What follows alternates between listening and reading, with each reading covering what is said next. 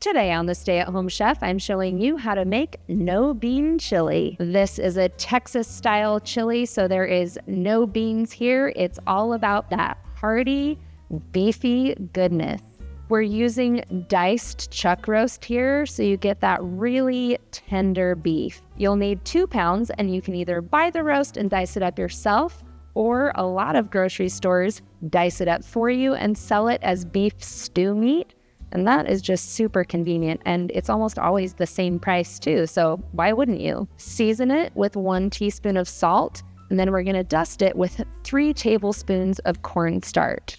The cornstarch does double duty here. Not only does it act as a thickening agent to thicken our chili, it also creates a little barrier so that all of the meat can retain more moisture. Heat 2 tablespoons of olive oil in a 6-quart pot over medium-high heat. Then we'll add in our beef and get it searing. Just give it an occasional stir. We're browning our meat. In the meantime, I'm going to cut up all of our vegetables. Dice 2 ribs of celery, dice 2 red bell peppers, and dice 1 white onion. We're taking a little nod from the Cajun Trinity, which is the building blocks of flavor in Cajun cooking.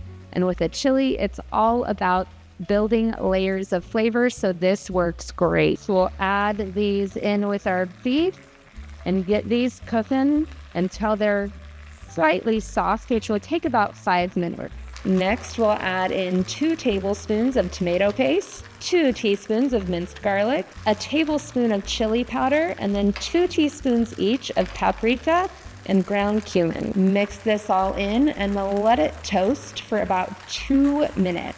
Once again, this is all about building flavor. Toasting the spices and the tomato paste is all about releasing the oils to give you a better flavor. Then we'll add in 1 cup of beef broth, an undrained 15-ounce can of diced tomatoes, a 7-ounce can of diced green chilies, and that's the larger diced green chili can, and once again, you want it undrained, and 2 tablespoons of Worcestershire sauce. And you don't even have to know how to pronounce it, but it does give a blast of umami flavor. Give it a stir and bring it to a simmer, and then we're gonna pop the lid on and reduce the heat to low, and let it simmer for 90 minutes until that stew meat is fall apart tender. Check on it every once in a while and give it an occasional stir so nothing sticks to the bottom. Now, once that beef is nice and tender, we're gonna go ahead and turn off the heat and squeeze in 2 tablespoons of lime juice.